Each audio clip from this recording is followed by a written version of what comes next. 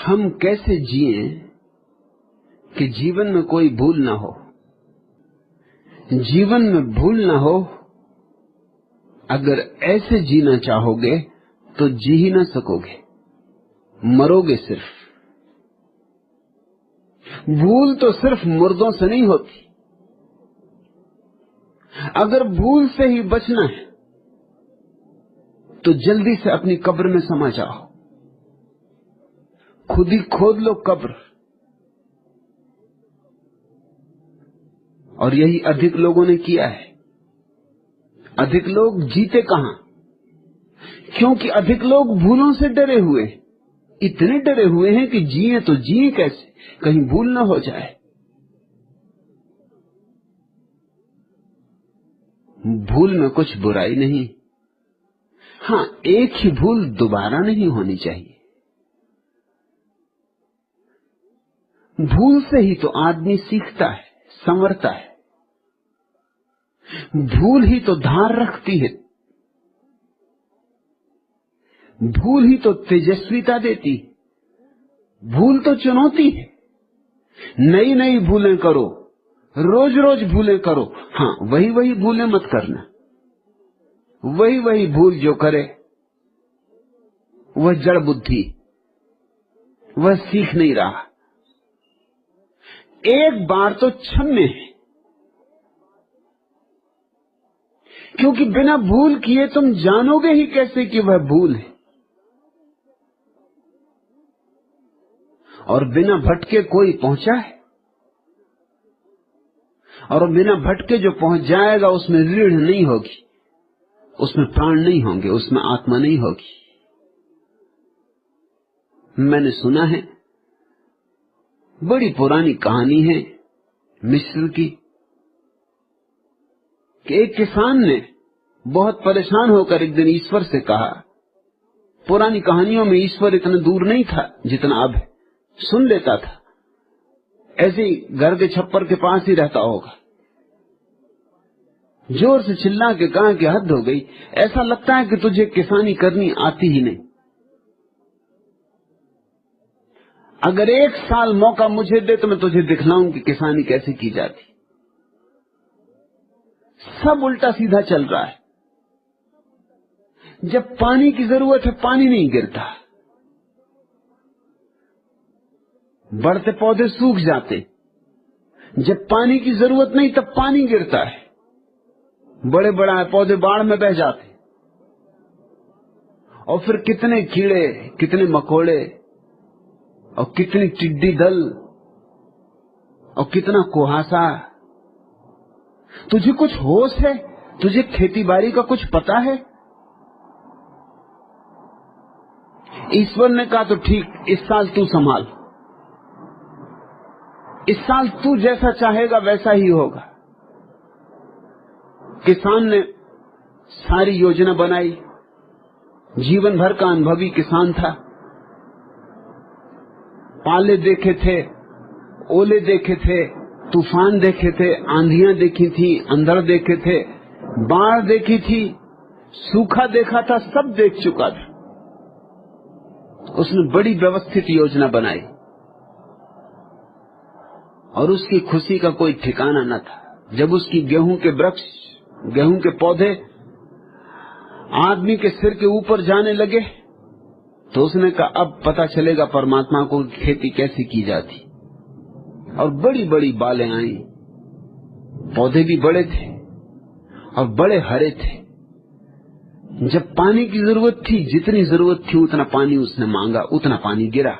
जब धूप की जरूरत थी, सूरज की जरूरत थी, जितनी जरूरत थी उतना उसने मांगा, उतना सूरज चमका।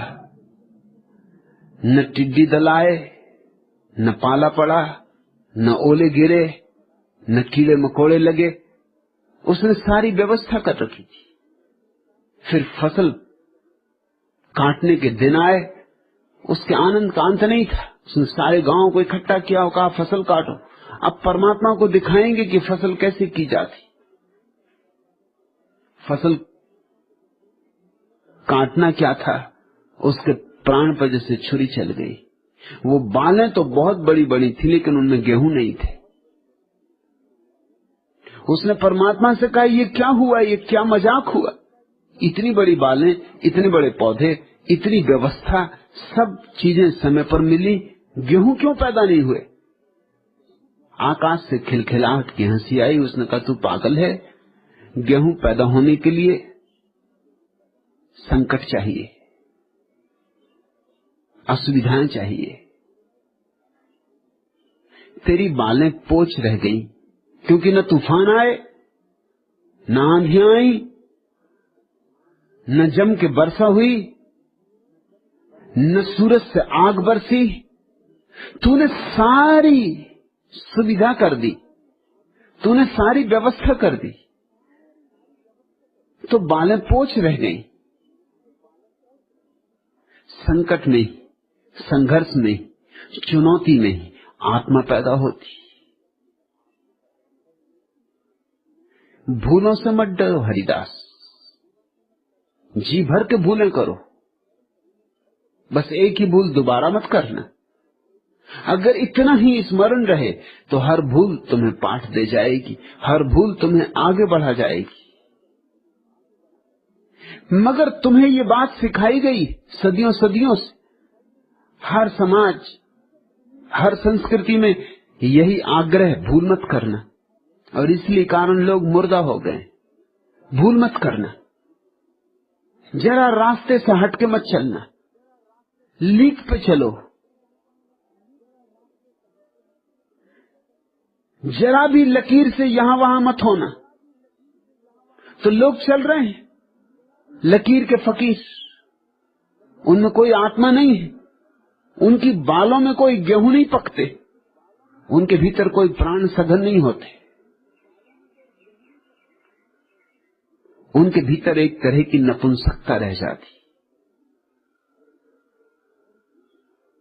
उनके भीतर बल नहीं पैदा हो पाता, पौरुष नहीं जगता। सुरक्षित, सब भांति सुरक्षित, कैसे पौरुष जगे? उनके भीतर प्रतिभा में भी जंग लगी रहती, उनकी प्रतिभा में भी निखार नहीं आता। उनका दिया भी जलता है तो धुआं धुआं, रोशनी कम। भूल ही नहीं की जीवन में। तुम्हें मुझसे शिकायत है कि मैं बदल गया हूं, और मुझे भी तुमसे शिकायत है कि तुम क्यों नहीं बदले। तुम्हें शिकायत है कि मुझे बदलने पर अफसोस नहीं है, और मुझे शिकायत है कि तुम्हें न बदलने पर पश्चाताप नहीं। तुम्हारा कहना है कि बदलने से मेरा ह्रास हुआ है, और मेरा कहना है कि ह्रास भी हुआ है तो मेरा विकास हुआ है, लेकिन तुम जड़ हो इसका मुझे विश्वास हुआ है। चैतन्य कैसे पैदा होता है? ऐसे ही पैदा नहीं हो जाता, चुनौतियां चाहिए, नहीं तो तुम जड़ रह जाओ। इस बात को तुम खूब गांठ बांध के रख लो, भूलों से बचना मत, अपने को संभाल संभाल के मत चलते रहना, राजपथों पर ही मत चलते रहना, कभी कभी पगडंडियों पर भी जाओ, बीहड़ वनों में भी उतरो, जहां खो जाने का डर हो वहां भी तलाशो, जहां से लौटने की संभावना ना हो वहां भी पंख मारो। अगर जल भी गए तो भी तुम्हारे भीतर आत्मा पैदा होगी, अगर भटक भी गए तो भी तुम्हारे भीतर बल पैदा होगा। अगर मुसीबतें भी आई तो मुसीबतें तुम्हें नुकसान नहीं पहुंचाएंगी।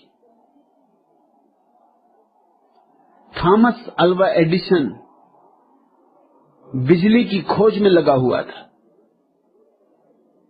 3 साल बीत गए थे प्रयोग करते करते, उसके सारे सहयोगी थक चुके थे, लेकिन वो रोज सुबह आता बूढ़ा और उसी उमंग, उसी उत्साह से फिर काम में लग जाता। 3 साल में कम से कम 700 प्रयोग असफल हो गए थे। उसके सहयोगियों का तो ख्याल था कि बिजली पैदा हो नहीं सकती, और एडिशन जिद में पड़ा है।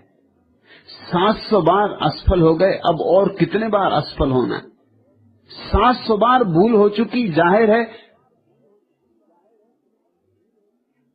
अब बच जाना चाहिए, अब जिंदगी इसी में खराब करने की कोई जरूरत नहीं। एक दिन वे सब इकट्ठे हुए और उन्होंने एडिशन को कहा कि अब बहुत हो गया, 3 साल खराब हो गए, 700 बार हमारे प्रयोग असफल हो गए, अब कब तक हम यही करते रहेंगे? और आपको हम देखते हैं तो हमारी छाती और बैठ जाती। आप रोज सुबह उसी उमंग, उसी उत्साह से चले आते, न उदासी, न हताशा, न निराशा। आपको पता है कि 700 बार प्रयोग असफल हो चुका है। एडिसन ने कहा मुझे पता है, इसलिए तो मेरी उमंग रोज रोज बढ़ती जाती कि अगर समझ लो 1000 गलतियां हो सकती तो 700 तो हम कर चुके, अब 300 ही बची।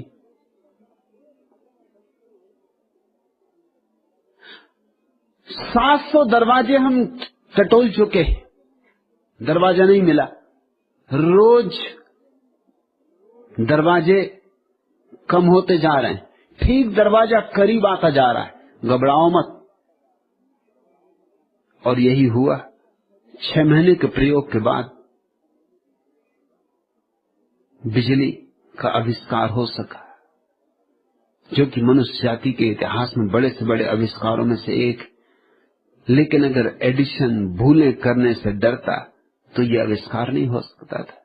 तुम जरा वैज्ञानिकों का जीवन उठा के देखो, कितनी भूलें करते, रोज भूलें करते, लेकिन भूलों का कोई हिसाब नहीं रखता। जब वो जीत जाते हैं और ठीक हो जाता है, बस ठीक का इतिहास लिखा जाता है। इससे बड़ी भ्रांति पैदा होती। महावीर ने 12 वर्ष ध्यान किया, बस तुम्हारे पुराणों में उल्लेख है सफलता का। 12 वर्ष क्या कर रहे थे? 12वें वर्ष सफल हुए, लेकिन 12 वर्ष तो जरूर हजारों भूलें की होंगी, उनका कोई उल्लेख नहीं करता।